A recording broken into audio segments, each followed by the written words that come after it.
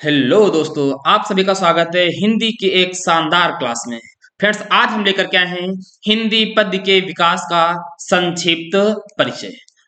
आज हम लोग इस टॉपिक में जितने भी क्वेश्चन पढ़ने वाले हैं, आज हम लोग पूरा टॉपिक पढ़ेंगे हिंदी पद्य का विकास। ठीक है फ्रेंड्स, तो आज का पहला क्वेश्चन है, क्या कह रहा है? कह रहा है इनमें से महाकाव्य है। आपके पास चार ऑप्शन है, इनमें से कौन महाकाव्य है? कह रहा है पद्मावत, श्री रामचरितमानस, साकेत या ये सभी। बताइएगा, तो इसमें से महाकाव्य कौन है?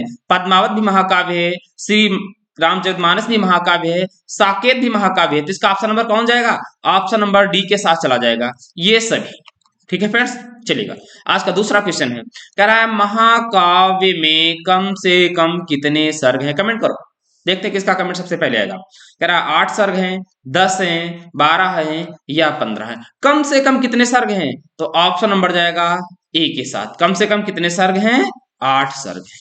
ठीक है, ऑप्शन नंबर कौन सा सही है? ए सही। चलो, तीसरा क्वेश्चन कह रहा है रीतिकाल का दूसरा नाम है। क्या कह रहा है? श्रृंगार काल भी आगे लिखा है। बताओ, श्रृंगार काल, भक्ति काल, व्याकरण काल या काव्य शास्त्र काल।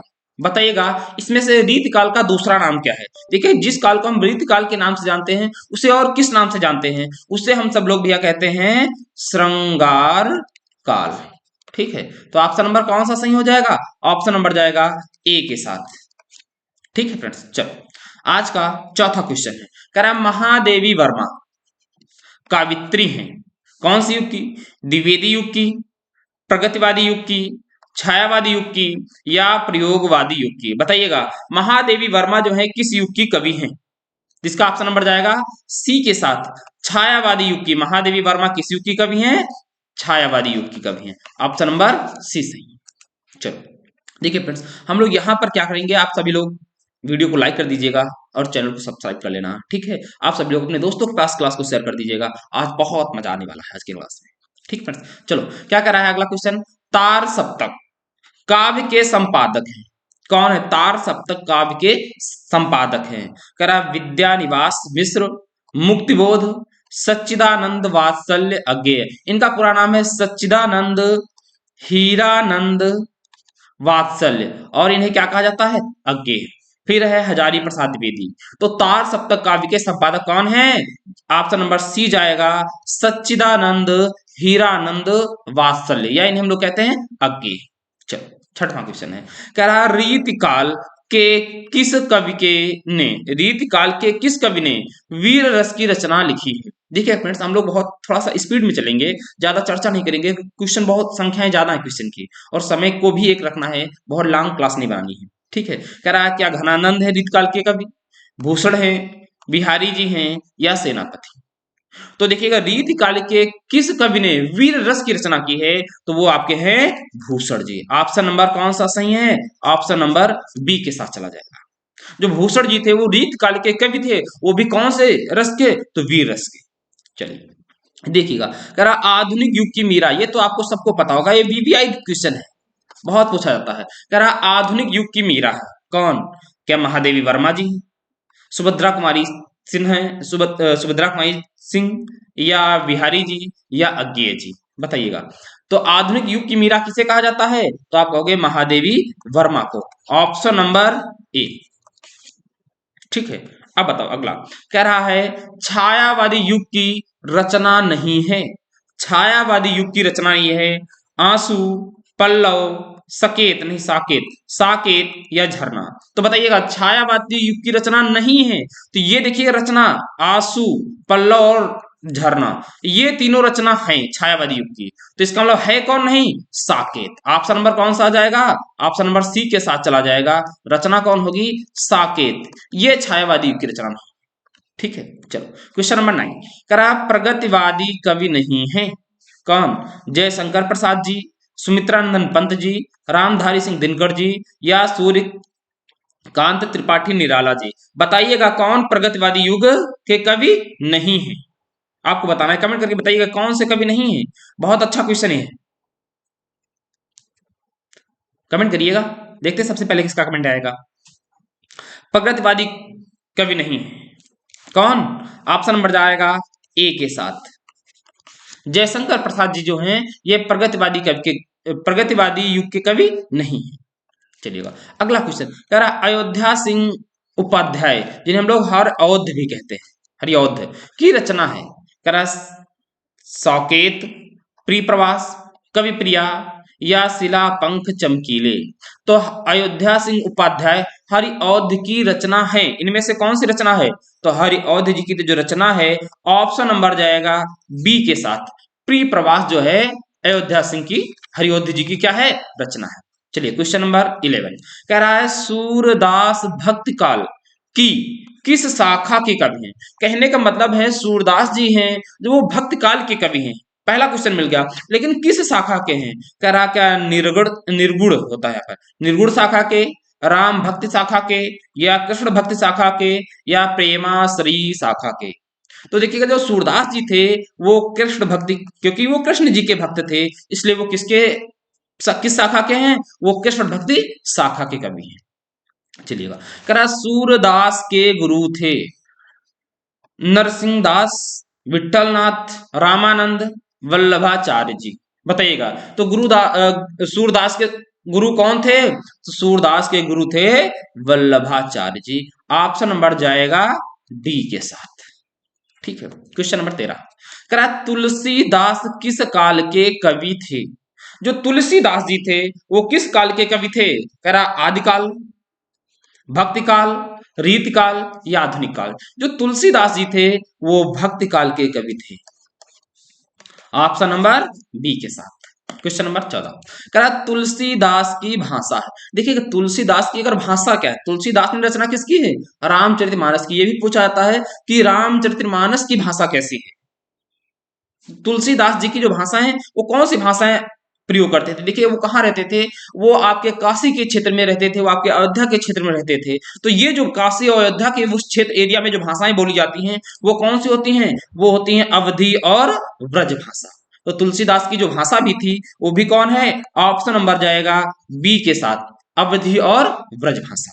क्वेश्चन नंबर 15 कह रहा श्री रामचरितमानस महाकाव्य की भाषा। देखिए वही क्वेश्चन आ गया, क्या ब्रज भाषा है, खड़ी बोली है, भोजपुरी है या अवधी है? जो तुलसीदास ने श्री रामचरितमानस की रचना की है। तो अब आपको पता है तुलसीदास दो ही भाषाओं को प्रयोग किया अधिकतर, ब्रज भाषा का, अवधी भाषा का। तो इसका मतलब ऑप्शन नंबर बी और ऑप्शन नंबर सी हो ही नहीं सकता है। अब इन दोनों में भी कौन सी भाषा का प्रयोग किया है? श्री रामचरितमानस में। तो उन्होंने प्रयोग किया किसका? अवधी भाषा का। ऑप्शन नंबर डी के साथ चला जाएगा। अब चलिएगा अगला क्वेश्चन कह रहा है तुलसीदास की रचना है, तुलसीदास की रचना है, क्या विनय पत्रिका की तुलसीदास की रचना है, श्री कृष्ण गीतावली की रचना है, रामचरितमानस की रचना है, या ये सभी? तो तुलसीदास की रचना ये तीनों हैं, ये तुलसीदास की ही रचना है। किसकी हैं? तुलसीदास जी की हैं। तो ऑप्शन नंबर कौन सा जाएगा? ऑप्शन नंबर जाएगा डी के साथ। ठीक है फ्रेंड्स चलिएगा कह रहा रसखान किस काल के कवि थे? अब आपको बताना है, बहुत अच्छा क्वेश्चन है। रसखान किस काल के कवि थे? मतलब ये बताना है वो भक्त काल के थे, आदि काल के थे, या रीत काल के थे, या आधुनिक काल के थे? तो बताइएगा जो रसखान जी थे वो भी भक्ति काल के रचनाकार थे। ऑप्शन नंबर कौन सा जाएगा? बी के साथ। ये भी तुलसीदास के साथ जा रहे हैं। तुलसीदास का पूछा जाए किस काल के रचना, मतलब किस काल के कवि थे? तो भक्ति काल के। चलिए अब करा बिहारी की मृत्यु हुई थी। देखिएगा मैं जीवन परिचय मैंने करा दी है, 3 कवियों के कराए हैं और 3 लेखकों के। जिन लोगों ने जीवन परिचय नहीं पढ़ा है आप मेरे चैनल पे चले जाइएगा, प्लेलिस्ट बनी हुई है, वहां पर मैंने बहुत सुव्यवस्थित और सरल ढंग से जीवन परिचय कराया है। आप 2-3 बार पढ़ लेंगे, कभी नहीं भूलेंगे लाइफ में। ठीक है तो कह रहा बिहारी की मृत्यु हुई थी। तो ऑप्शन नंबर कौन सा? 1663 में। ऑप्शन नंबर जाएगा बी के साथ। तो बिहारी जी की जो मृत्यु हुई थी कब? 1663 में। अब कह रहा है गागर में सागर भरना सूक्ति किस कवि के लिए प्रसिद्ध है? कहने का मतलब गागर में सागर भरना ये सूक्त कह लीजिएगा, या ये रचना किसकी है? एक ही रचना उन्होंने लिखी थी और इसी से वो क्या हो गए? कवियों में सबसे श्रेष्ठ माने जाने लगे। गागर में सागर भरना ये किसकी रचना है? ये भैया है बिहारी जी की। ऑप्शन नंबर डी के साथ। इन्होंने एक ही रचना लिखी है, कौन सी? गागर में सागर भरना। ये किसकी रचना है? बिहारी जी की। ठीक है चलिए क्वेश्चन नंबर कह रहा है 20 सुमित्रा नंदन पंत का जन्म हुआ था। कहाँ हुआ था? कह कौसानी में, नैनीताल में, श्रीनगर में या पौड़ी में? तो बताइएगा, सुमित्रा नंदन पंत का जन्म कहाँ हुआ था? तो आप कहेंगे कौसानी, अल्मोड़ा में हुआ था। ऑप्शन नंबर ए के साथ चला जाएगा। ठीक है, चलिए क्वेश्चन नंबर 21, करा दीप शिखा काव्य संग्रह रचना है किसकी है? दीप शिखा जो काव्य संग्रह है किसकी है? करा क्या पंत की है, जयशंकर प्रसाद जी की है, या महादेवी वर्मा जी की है, या करा निराला जी की है? अब बताइएगा, दीप शिखा किस काव्य संग्रह किसकी रचना है? ये रचना भैया है ऑप्शन नंबर ए के साथ जाएगा, ये रचना है पंत जी की। चलिए क्वेश्चन नंबर 22, करा स्वदेश प्रेम कविता किस कवि ने दिवाकर को प्रत्यक्ष साक्षी बताया है? कह रहा है ऑप्शन नंबर ए, अतुलित बलशाली भारतीय वीरों को, भारतीय ऋषि मुनियों का, सबसे ऊंचे हिमालय पर्वत का, इनमें से किसी भी, मतलब इनमें से किसी का भी नहीं। कह रहा स्वदेश प्रेम, जो देश के प्रति प्रेम होता है, कविता जो है किस कवि ने दिवाकर को प्रत्यक्ष मानकर बताया है? तो इसमें जो ऑप्शन है वो अतुलित बलशाली, मतलब बहुत बलशाली। उसमें किसको बताया है? उसमें भारतीय वीरों को बताया है। तो ऑप्शन नंबर चला जाएगा ए के साथ। ठीक है, चलो अगला, करा इनमें से महाकाव्य है। करा साकेत, झंकार, भारत भारती, या इनमें से कोई नहीं। तो महाकाव्य कौन है? तो देखिए, झंकार नहीं है, भारत भारती नहीं है, इनमें से ऑप्शन कोई हो नहीं गा। तो ऑप्शन नंबर कौन सा जाएगा? ए के साथ। जो एक साकेत है, ये क्या है? इन चार ऑप्शनों में क्या है? महाकाव्य। साकेत रचना है, किसकी रचना है? महादेवी वर्मा जी की, जयशंकर प्रसाद जी की, सुमित्रानंदन पंत जी की, या मैथिली शरण गुप्त जी की? जो साकेत रचना है, ये किसकी रचना है बताइएगा कमेंट करके। बहुत अच्छा क्वेश्चन है, पेपर की दृष्टि से महत्वपूर्ण दिखेगा। मैं जो क्वेश्चन लाया हूं, मैं समथिंग 35 क्वेश्चन लाया हूं, और आपको पद का जो संक्षिप्त परिचय है, इससे अधिक कोई क्वेश्चन पढ़ने की आवश्यकता ही नहीं पड़ेगी। आप इसी क्लास को 2 से 3 बार देख लीजिएगा, 2 3 4 5 क्वेश्चन बने इन्हीं में से आ जाएगा। तो साकेत रचना किसकी है? ये मैथिली शरण गुप्त जी की है। ऑप्शन नंबर जाएगा डी के साथ। चलो, कह रहा है गंगा लहरी रचना है, गंगा लहरी रचना है किसकी? कह रहा है पद्याकार की, बिहारी की, भूषण की, मतीराम की। तो गंगा लहरी जो रचना है वो मतीराम जी की है। ऑप्शन नंबर किसके साथ चला जाएगा? ऑप्शन नंबर डी के साथ जाएगा। ठीक है, चलो 26वां, ये भी पेपर की दृष्टि से बहुत महत्वपूर्ण है। आधुनिक काल की सीमा, मतलब आधुनिक काल को किस, मतलब किस कालखंड को आधुनिक काल कहा जाता है? देखिएगा, कह रहा है 1919 से 1938 तक, 1936 से 1941 तक, 1918 से 1950 तक, या फिर सन 1843 से अब तक। तो जो आधुनिक काल की समय सीमा है वो 1843 से लगा करके अभी जहां तक हम चला आ रहा समय, ये सारा क्या है? ये आधुनिक काल है। तो ऑप्शन नंबर कौन सा सही है? ऑप्शन नंबर डी सही है भैया। ठीक, ये पेपर की दृष्टि से रख लेना, वीवीआई क्वेश्चन है, पेपर में फंसेगा, छपेगा ऐसे ही हूबहू क्वेश्चन। क्वेश्चन, महादेवी वर्मा की रचना नहीं है, महादेवी वर्मा की रचना नहीं है। कौन? निहार, सांदगीत, युगांत, या दीपशिखा? महादेवी की रचना नहीं, इसका मतलब है 4 ऑप्शनों में कोई 3 रचनाएं हैं, है कौन सी नहीं? आपको ये बताना है महादेवी वर्मा की रचना कौन सी नहीं, बताओ। देखिएगा, निहार रचना है, ये भी रचना है, ये भी रचना है, युगांत नहीं है, दीपशिखा है। तो ऑप्शन नंबर कौन सा कह रहा नहीं है? निगेटिव में क्वेश्चन पूछ रहा है, तो ऑप्शन नंबर सी जाएगा। तो कौन सी रचना नहीं है? युगांत नहीं। अच्छा, आप कमेंट करके ये बताओ युगांत रचना है किसकी? देखिए, जिन लोगों को रचनाएं विधाएं नहीं पता है, मैंने बताया है, मैंने 2 वीडियो बनाई है रचनाओं के लिए, उससे अधिक कोई रचना पढ़ने की आवश्यकता ही नहीं है। आप जाइए, बस 20-25 मिनट की वीडियो है, और इसमें आपको पूरा का पूरा रचनाएं आ जाएंगी, कभी आप भूलेंगे नहीं दोबारा। ठीक है, चलो, करा भूषण किस युग के कवि हैं? जो कह रहे हैं क्या आदिकाल के कवि हैं, या भक्ति काल के हैं, या रीति काल के हैं, या आधुनिक काल के हैं? जो भूषण है वो किस काल के रवि वो हैं, कवि हैं, बताइएगा। ऑप्शन नंबर देखिएगा, आदिकाल, भक्ति काल, रीति काल और आधुनिक काल। तो जो भूषण जी हैं वो है कवि रीति काल के। ऑप्शन नंबर सी के साथ चला जाएगा। भक्त काल के अभी दो नाम बताए थे, तुलसीदास जी और रसखान जी।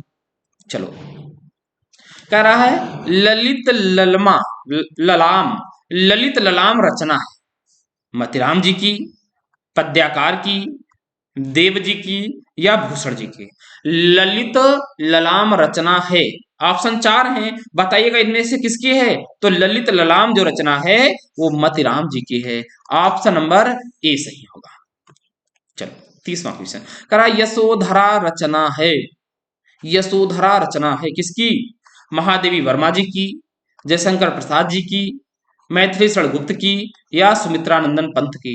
तो यशोधरा के जो रचनाकार हैं वो मैथिली गुप्त हैं, ऑप्शन नंबर जाएगा सी के साथ।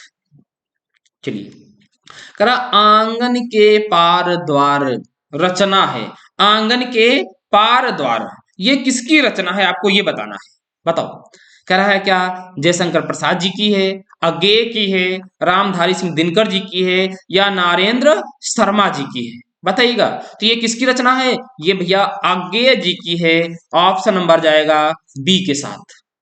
ठीक है, क्वेश्चन नंबर 32, करा रामचंद्रिका रचना है, बहुत पूछ जाती है पेपर की दर से, VIMP क्वेश्चन है, छपेगा। करा बिहारी की है रामचंद्रिका रचना, केशवदास जी की है, भूषण दास जी की है या मतिराम जी की है। तो रामचंद्रिका जो रचना है यह है केशवदास की, ऑप्शन नंबर बी सही होगा। चलिएगा, क्वेश्चन पहुंचा हम लोग है 33 पर। करा प्रिय प्रवास किसकी रचना है, प्रिय प्रवास किसकी रचना है, जयशंकर प्रसाद जी की, श्रीधर पाठक की, सिया राम शरण गुप्त की, अयोध्या सिंह उपाध्याय या इन्हें हम लोग क्या कहते हैं, हरिऔध। अब प्रिय प्रवास किसकी रचना है बताइएगा, बहुत पूछी जाती है पेपर की दृष्टि से, बहुत महत्वपूर्ण है। ये है भैया अयोध्या सिंह हरिऔध की, ऑप्शन नंबर कौन सा है, डी। करा निम्नलिखित में से कौन प्रगतिवादी युग की कवि नहीं है, प्रगतिवादी युग का कवि नहीं है। क्या नागार्जुन नहीं प्रगतिवादी के हैं, त्रिलोचन, केदारनाथ अग्रवाल या भारतेंदु हरिश्चंद्र, इन चारों में से कौन जो है प्रगतिवादी युग का कवि नहीं है, बताइएगा, बताओ कमेंट करके बताइएगा। तो इसका ऑप्शन जाएगा ऑप्शन नंबर डी के साथ, जो ये है भारतेंदु हरिश्चंद्र जी, ये प्रगतिवादी कवि के नहीं, प्रगतिवादी युग के कवि नहीं है। अगर आपसे पूछा जाए नागार्जुन किस युग के कवि हैं, तो प्रगतिवादी के हैं, त्रिलोचन प्रगतिवादी के हैं, केदारनाथ अग्रवाल प्रगतिवादी युग के हैं। ठीक है, चलिएगा, कह रहा है छायावादी युग की प्रमुख प्रवृत्तियां कौन सी हैं। करा कुष्ठा और निराशा के स्वर, श्रृंगार और प्रेम वेदना, करा नारी के प्रति परिवर्तित दृष्टिकोण या रीति ग्रंथों का निर्माण। बताना है आपको छायावादी युग की प्रमुख प्रवृत्तियां कौन सी हैं, इनमें से कौन सी प्रमुख प्रवृत्तियां हैं। तो इसमें से जो प्रमुख प्रवृत्तियां हैं वो श्रृंगार और श्रृंगार और प्रेम वेदना, ऑप्शन नंबर बी है।